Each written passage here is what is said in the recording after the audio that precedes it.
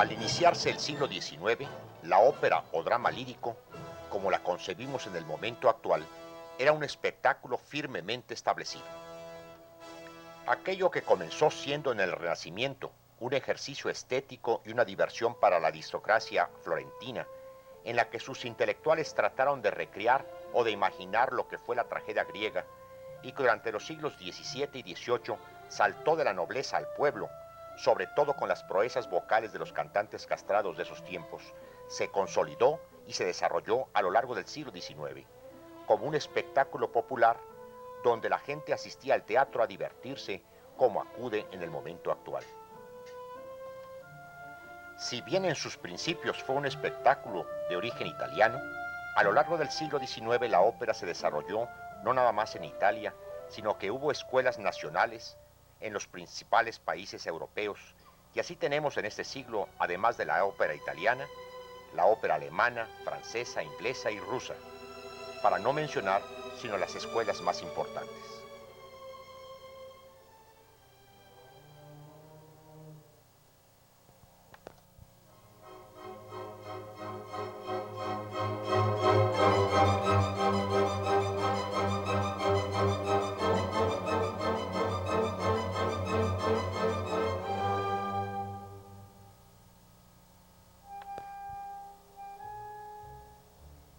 La primera mitad del siglo XIX en Italia se encuentra dominada por tres músicos notables: Rossini,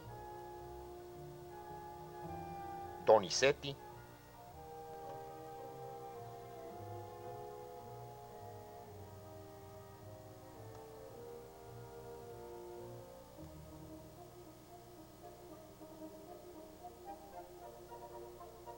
y Bellini. De ellos, Rossini antecede a los otros dos y es una figura clave en el desarrollo de la ópera. Rossini nació en la ciudad de Pesaro, Italia. Era hijo de un músico y una cantante, y desde su temprana infancia su vida transcurrió en el ámbito de los teatros de ópera. Su carrera fue vertiginosa. Comenzó a escribir óperas cuando era muy joven, de 18 años, y muy pronto ganó el favor del público.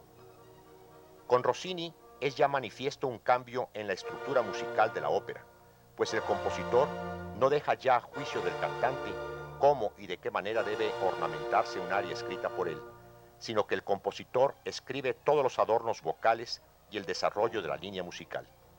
Tras una carrera muy exitosa, que incluye por lo menos una publicación de un título por año y en ocasiones hasta 3, se retira a los 38 años de edad, aun cuando vive hasta los 76. Compone óperas dramáticas y cómicas. Algunas de ellas fueron olvidadas años después de su muerte, en parte por cambios en las modas y estilos musicales, pero también por la dificultad que tienen los cantantes para interpretar su música a medida que se eclipsa el arte del bel canto en Italia. En el momento actual hay nuevo interés en la música de Rossini, entre otras cosas por las dificultades vocales que entraña el cantarlas, pero algunas de sus obras no salieron nunca del repertorio de los teatros de ópera y continúan siendo del gusto de toda la gente. Un ejemplo de ello es esta cavatina de Fígaro en el Barbero de Sevilla, en donde el personaje irrumpe la escena diciendo: abran paso al que todo lo arregla en la ciudad, largo al factotum.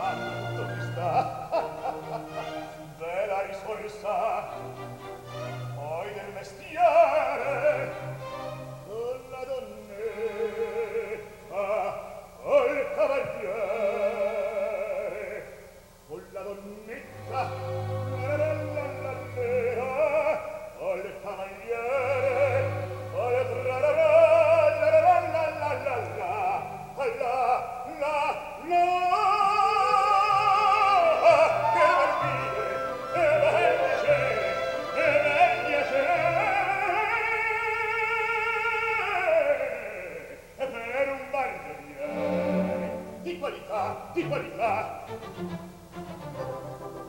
Tutti mi chiedono, tutti mi vogliono, donne e ragazze, mi prendi fanciulle, barbarucca, presto la baita, mi fa la sentite, e presto mi chiedono, mi vogliono, barbarucca, presto la baita, presto mi chiedono, ehi, Figaro, Figaro, Figaro, Figaro, Figaro, Figaro, Figaro, Figaro! Che furia, che folla, ora alla volta, per carità, per carità, per carità, ora alla volta, ora alla volta, ora alla volta, per carità. E Figaro, son qua, ehi, Figaro, son qua, Figaro là, Figaro qua, Figaro là, Figaro su, Figaro giù, Figaro su, Figaro giù, tutto prontissimo, so come il fulmine sono il fantoto della città, della città, della città, della città, della città. Bravo Figaro, bravo bravissimo, bravo bravissimo, fortunatissimo, fortunatissimo, fortunatissimo, per verità. Tante fortuna, tante fortuna, tante fortuna, non mancherà. Sono il fantomo della città, sono il fantomo della città, della città, della città,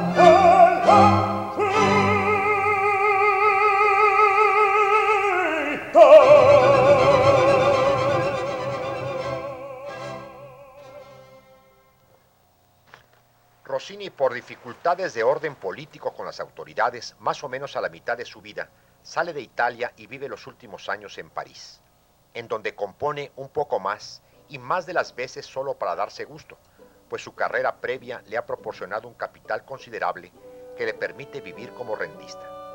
Un ejemplo extraordinario de sus dotes como compositor es el sexteto que cierra el primer acto de otra de sus óperas que nunca perdió popularidad, La italiana en Argel. En el ejemplo que se muestra a continuación, en forma de concierto, puede admirarse el uso formidable que hace de todas las voces y su habilidad para llevar al clímax el trama, utilizando la técnica de acelerar la velocidad del canto.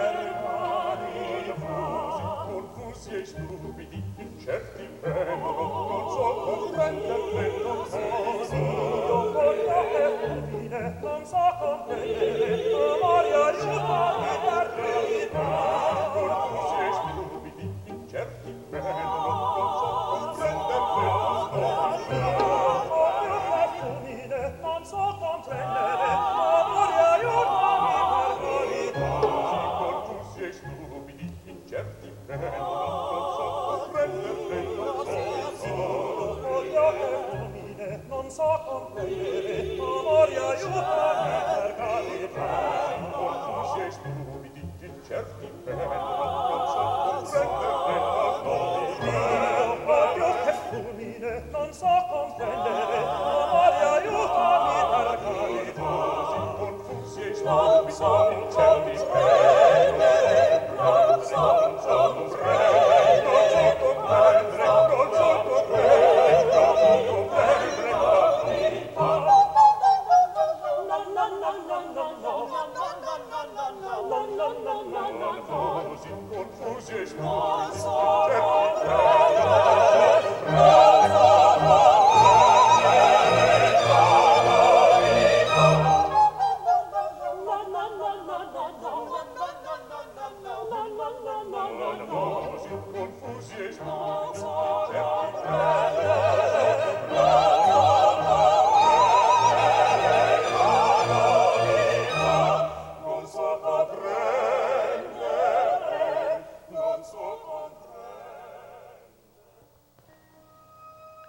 Donizetti es uno de los compositores fundamentales de la primera parte del siglo XIX.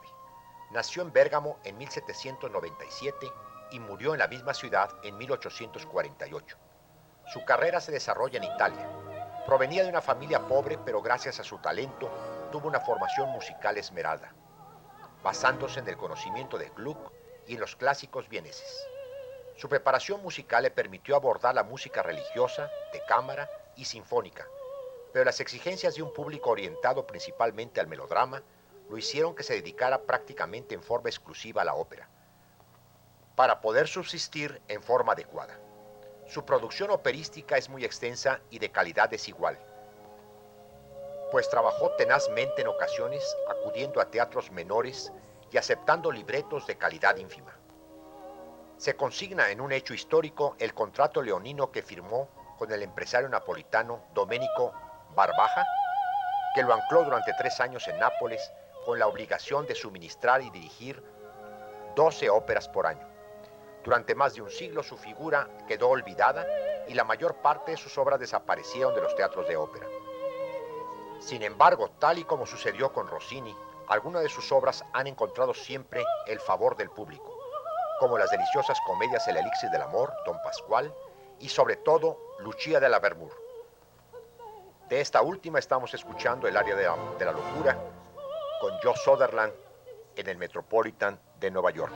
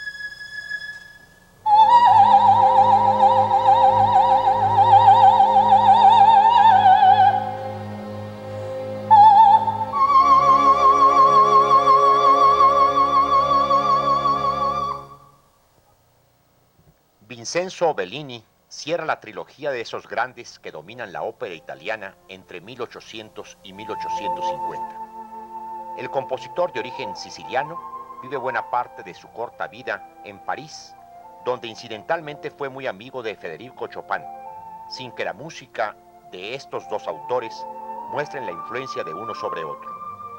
Debido a la brevedad de su vida, no vivió más que 35 años. No deja más que 10 títulos en sus creaciones operísticas. 3 de sus títulos, como en el caso de los autores antes mencionados, se han presentado continuamente en todo el mundo desde la época de su creación: La Sonámbula, Norma y Los Puritanos.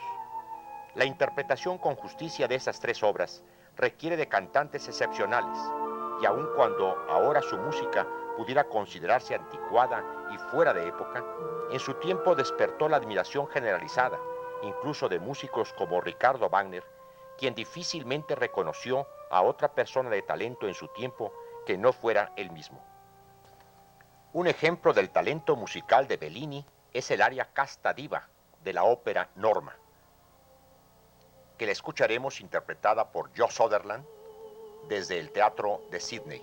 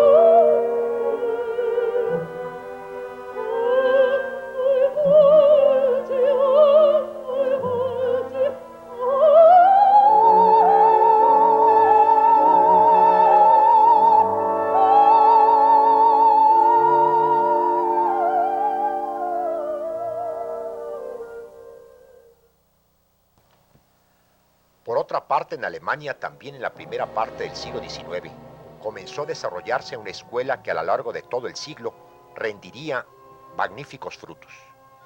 Hasta fines del siglo XVIII, en todos los teatros de ópera del mundo, la ópera fue un espectáculo que debía ser cantado en italiano. Se consideró siempre que solo dicho idioma era capaz de hacer justicia a la música y a los cantantes. Las óperas de Händel del siglo XVIII, escritas para los teatros ingleses, en ocasiones sobre libretos en inglés, tuvieron que ser traducidos al italiano al ser puestas en música. Mozart escribió la mayor parte de sus obras con textos en italiano, si bien que su última ópera, La flauta mágica, sienta los precedentes para teatro musical escrito y cantado en alemán. Beethoven, probablemente el compositor más famoso de todos los tiempos, únicamente escribe una ópera, Fidelio, una obra maestra, por cierto, la escribe en alemán con parlamentos hablados en lugar de recitativos entre los números musicales.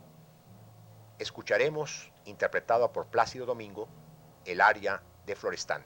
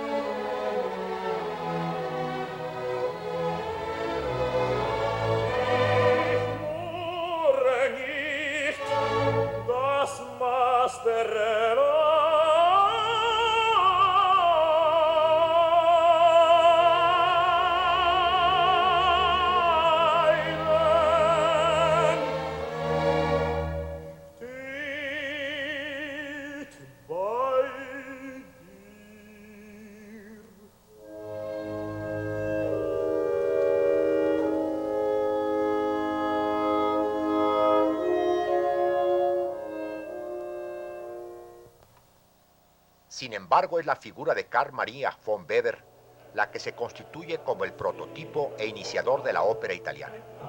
Compositor también de vida muy corta, es autor de varios títulos que aún se representan en esta época. Oberón, Euryante, pero sobre todo El cazador furtivo o francotirador, ópera romántica de excelente factura y bellas melodías. Tiene también al coro como elemento fundamental en la estructura de esta ópera, como se demuestra en este fragmento que distingue al grupo de los cazadores.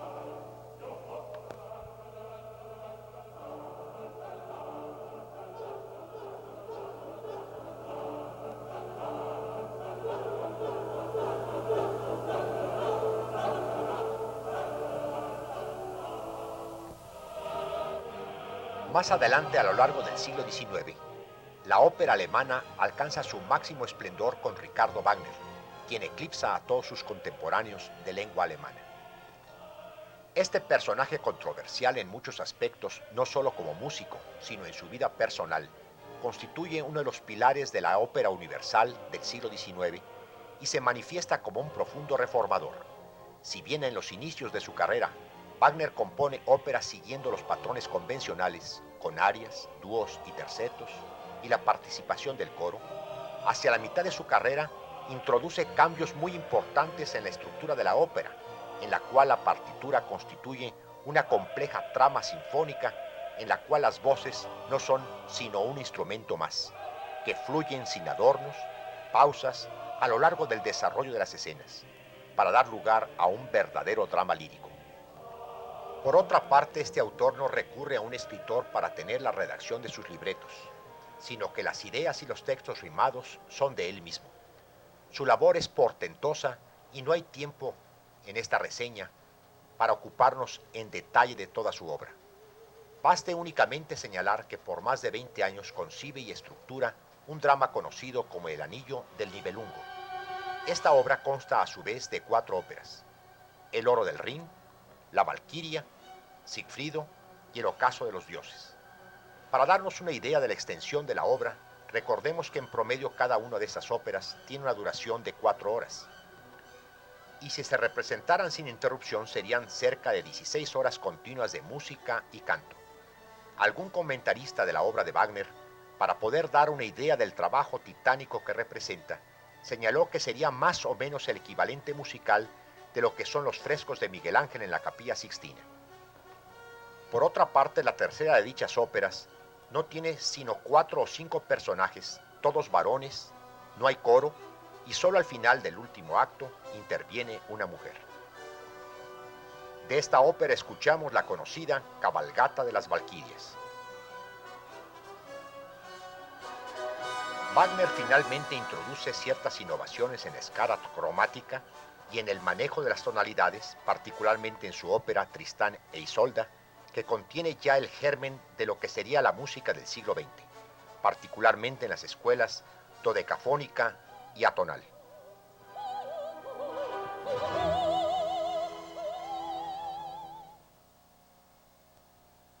Regresando ahora nuevamente a Italia, examinemos breve la vida y obra de otro gigante de la ópera del siglo XIX, Giuseppe Verdi. Este compositor es el único contemporáneo de Wagner que se encuentra a la altura del compositor alemán. ¿Es tan notable o más que este último? En todo caso, es mucho más popular y accesible al público habitual a la ópera. A diferencia de otros de los compositores que hemos mencionado, Verdi tiene una vida larga que sobrepasa los 80 años y compone hasta el final de su vida. La lista de sus obras comprende 27 títulos operísticos, si se incluyen en ellos también la Misa de Requiem. Verdi nace de origen humilde cerca de Busseto, al norte de Italia. Es hijo de campesinos y desde muy temprana edad muestra disposición hacia la música que escucha en las plazas públicas y en las iglesias. Es precisamente un sacerdote de su pueblo natal quien se da cuenta de la disposición para la música del joven Verdi y le permite ensayar y aprender música en el órgano de la iglesia. Más tarde, un grupo de burgueses de su pueblo natal, que encabeza su protector Baresi, le facilitan que estudie música y pruebe fortuna en ciudades de más importancia que su ciudad natal. De las 26 óperas compuestas por Verdi, no todas se representaron con el mismo éxito y tampoco han permanecido todas ellas en el repertorio de los teatros, pero algunas de sus obras no han perdido nunca el favor del público desde que fueron representadas por primera vez. Y en opinión de uno de sus biógrafos, en los últimos 100 años, que son los posteriores a su muerte, prácticamente todas las noches en algún lugar del mundo se representa una de las óperas de Verdi. De sus obras, algunas son de una popularidad enorme, como acontece con El Trovador, Rigoletto y La Traviata. Es posible que no haya una persona en el mundo occidental que no haya escuchado e incluso tarareado la célebre aria La Donna è mobile de Rigoletto, sin saber tampoco dónde se inserta esta aria en la ópera y qué personaje la canta, y mucho menos a qué hace referencia el texto.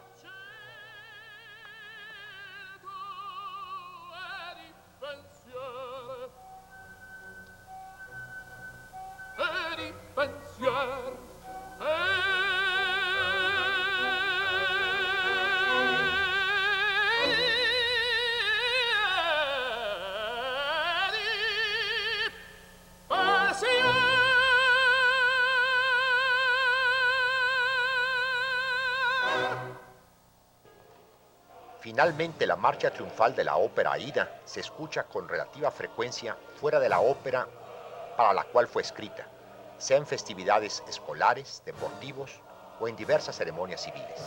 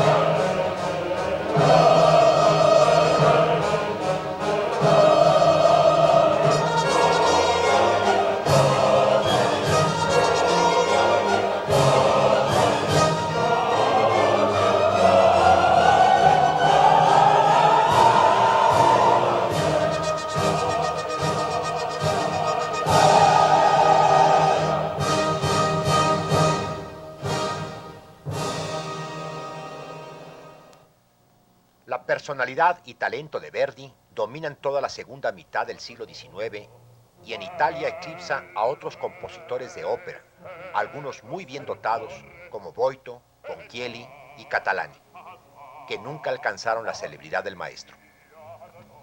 No será sino hasta finales de dicho siglo que aparece nuevamente en Italia una figura de gran talento que se proyectó no solamente en su país, sino en el mundo entero, y constituye uno de los líderes del teatro lírico. Esta figura es Giacomo Puccini. Algunos aspectos de su vida y de su obra la analizaremos al hablar de la ópera del siglo XX.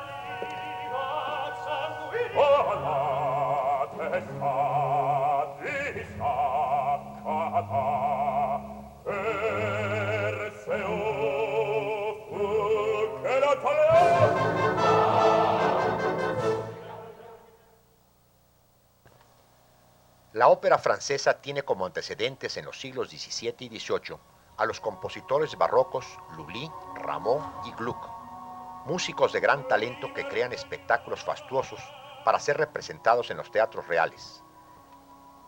De ahí se derivan los músicos del siglo XIX que continúan la tradición de escribir grandes óperas, por lo general de 5 actos, que incluyen un gran ballet tan importante en la representación como el canto. La primera mitad del siglo XIX está dominada en Francia por Hector Berlioz y Jacobo Meyerbeer. Este último músico de origen alemán, pero radicado en París, donde desarrolló toda su obra. Sus grandes creaciones, La Africana, El Profeta, Los Hugonotes, pasaron de moda al concluir el Tercer Imperio y de ellas solo se siguen escuchando fragmentos habitualmente en recitales de las salas de concierto. De la ópera La Africana escuchamos la muy conocida aria O Paraíso, interpretada por Plácido Domingo.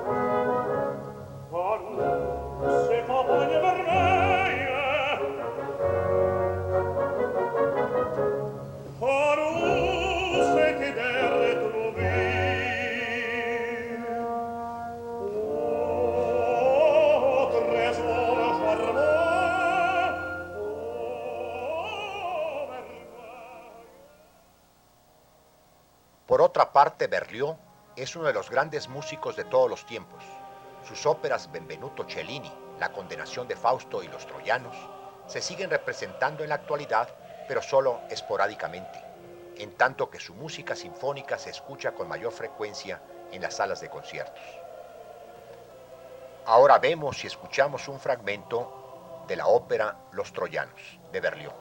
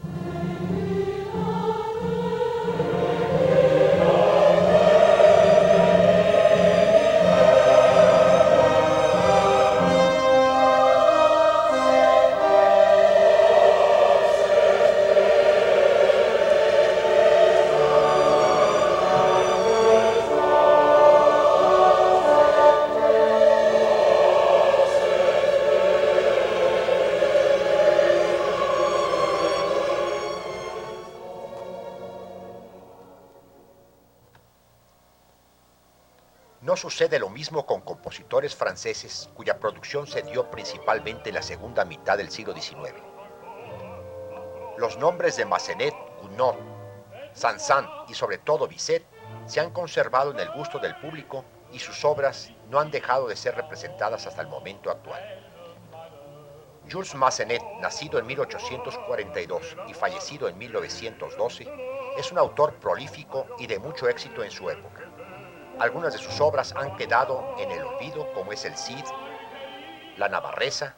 Otras, como Thais y Don Quijote, se representan ocasionalmente.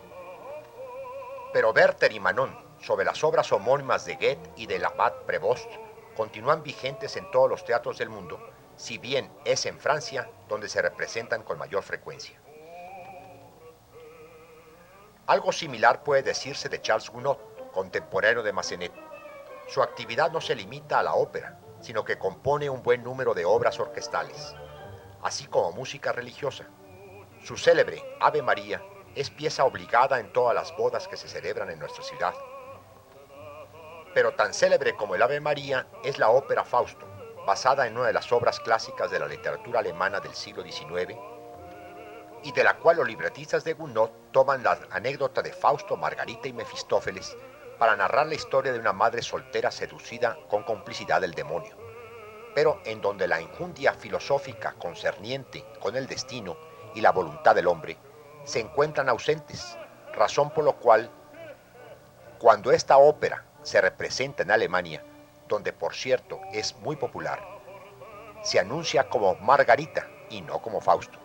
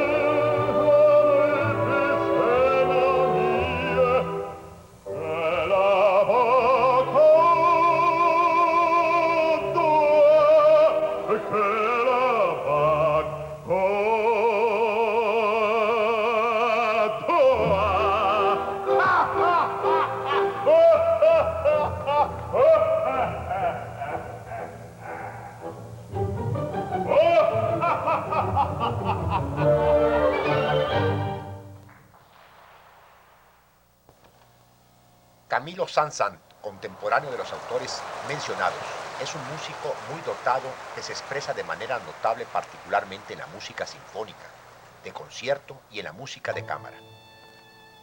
Su producción operística es escasa pero de gran calidad, en particular Sansón y Dalila, que narra el drama bíblico de todos conocido y que para algunos críticos es más un oratorio que una ópera, pero en la que se encuentran bellísimas melodías y un gran número de concierto, que es el ballet que clásicamente caracteriza a las óperas francesas. Casi para finalizar la ópera, ya con Sansón ciego y sin fuerza, después de que Dalila le ha cortado los cabellos, el personaje es conducido al templo de Dagón, para ser ahí humillado por los sacerdotes y el pueblo. Entre las ceremonias paganas que se llevan a cabo en la festividad, ocurre una bacanal que Saint-Saëns aprovecha para presentar un número de ballet con melodías de corte remotamente oriental, pero de gran efecto teatral, que observamos a continuación.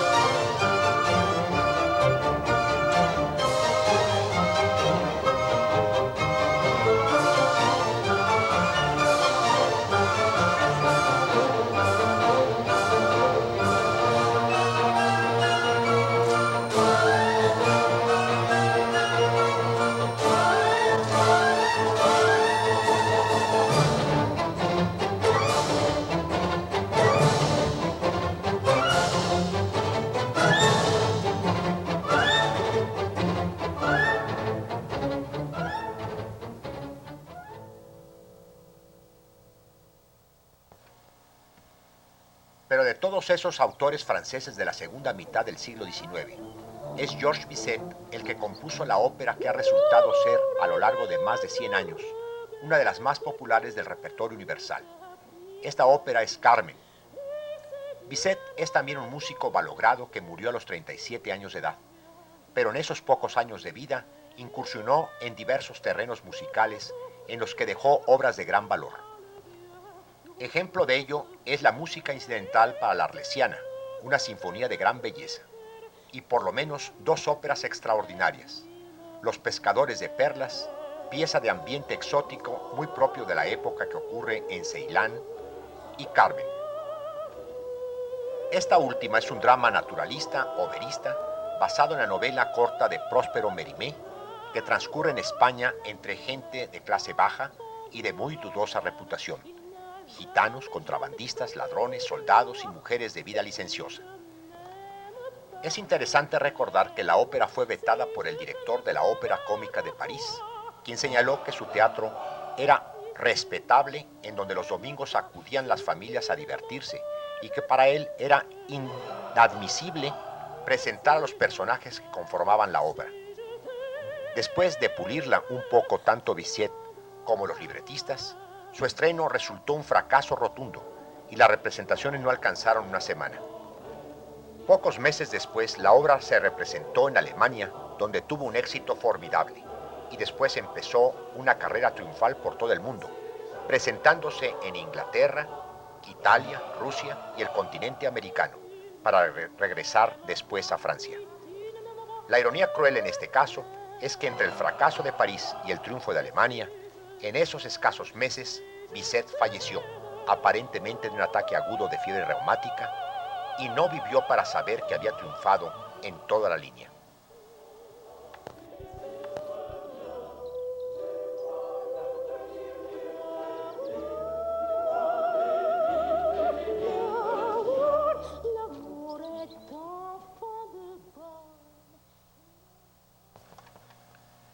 La ópera en Inglaterra no tiene compositores notables en el siglo XIX que sean de renombre internacional, si se exceptúa a Gilbert y Sullivan.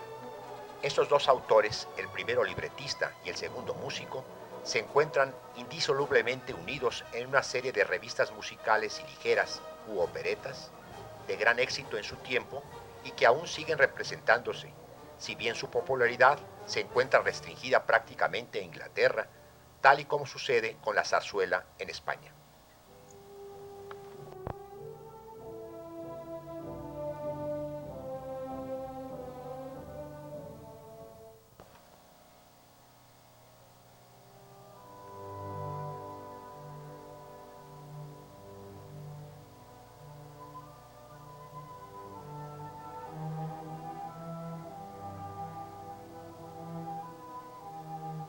En cambio, la ópera en Rusia a lo largo del siglo XIX tiene un desempeño notable en los nombres de Tchaikovsky,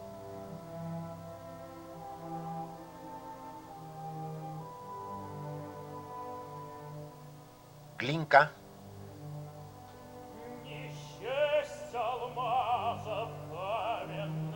Borodín,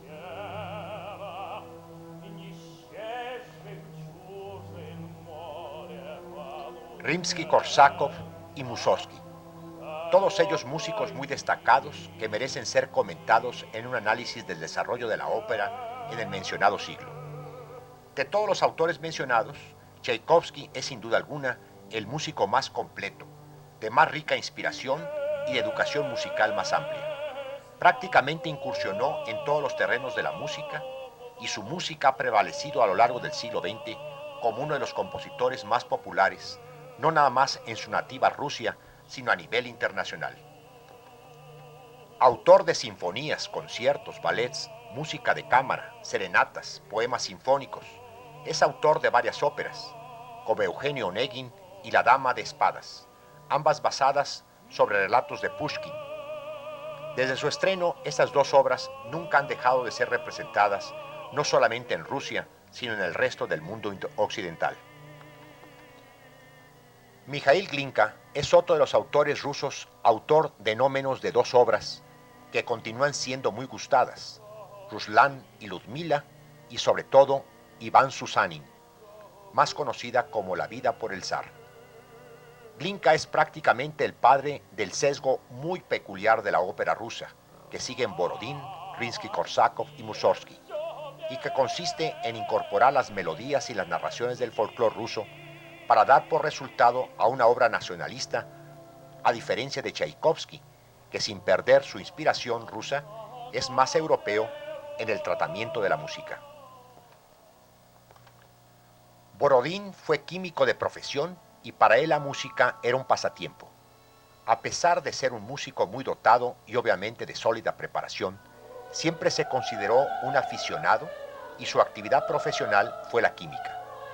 Con un sentido de humor muy peculiar, solía decir entre sus amigos y conocidos que lo más divertido de la química era la música y lo más apasionante de la música era la química.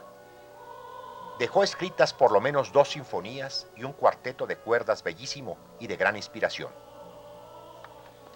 En el campo de la ópera dejó una obra maestra, ópera única en su producción musical, El Príncipe Igor.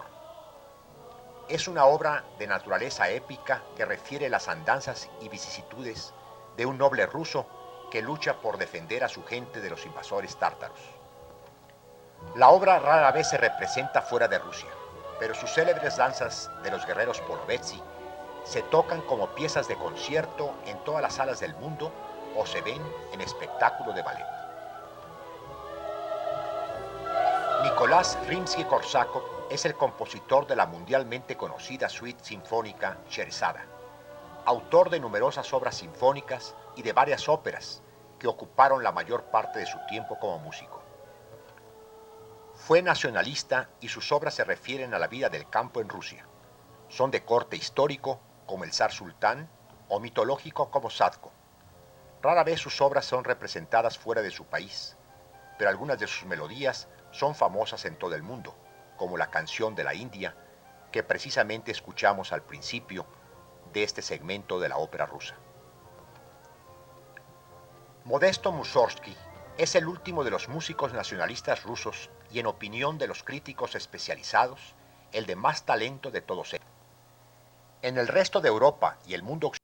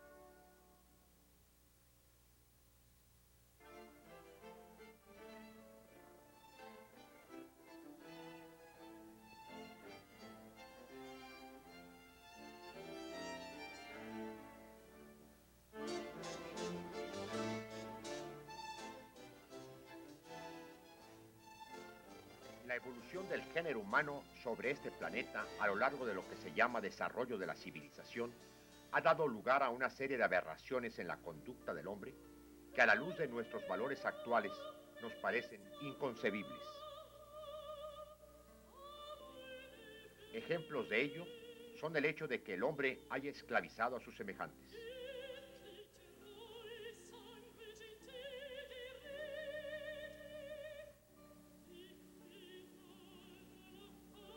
Esta imagen muestra el inhumano trato dado a la población negra que, secuestrada en África, era trasladada a las costas de América.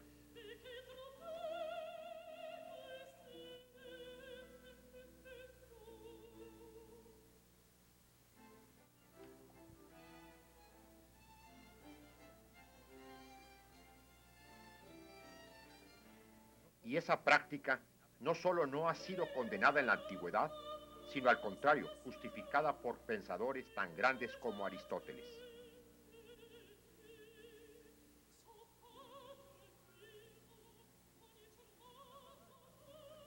Por lo demás, la esclavitud humana en el mundo occidental se practicó no solamente en Europa, sino en toda la América colonial, y se toleró hasta bien entrado el siglo XIX en Norteamérica.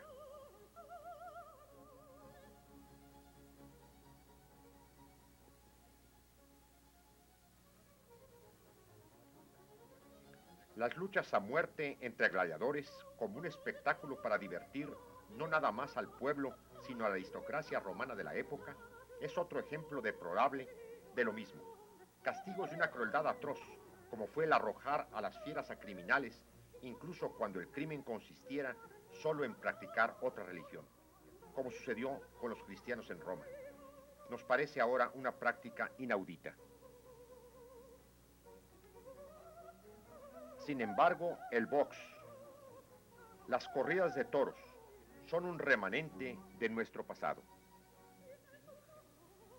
Sin ir a épocas tan remotas, sino más cerca de nuestro tiempo, en los siglos XVII y XVIII, entre la gente culta de la Europa del Barroco y simultáneamente con el desarrollo de la manifestación teatral que hoy conocemos como ópera, el gusto del público amante del canto tuvo en favor de una voz completamente antinatural, la voz atiplada del varón castrado.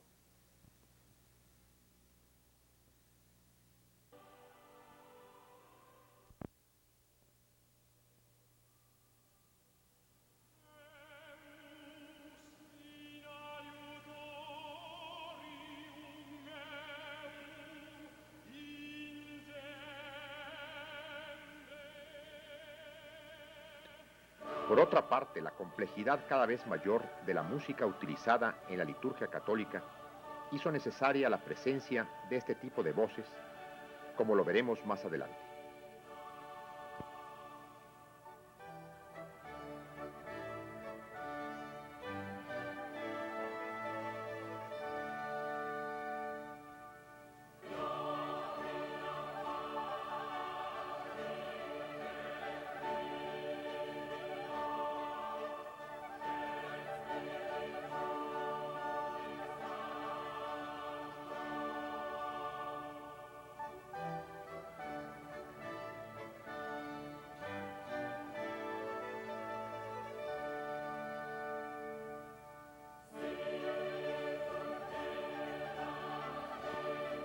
Dado a que la voz del castrado no se da en forma ingénita, entre los siglos XVII y XVIII hubo que castrar a miles de niños para satisfacer la demanda de cantantes en los teatros y templos de la época.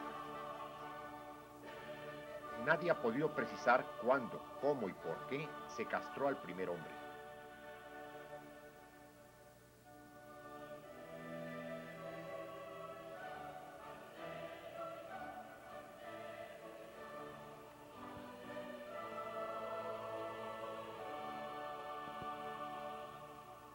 Este tipo de obra musical fue en su tiempo interpretado solamente por varones castrados.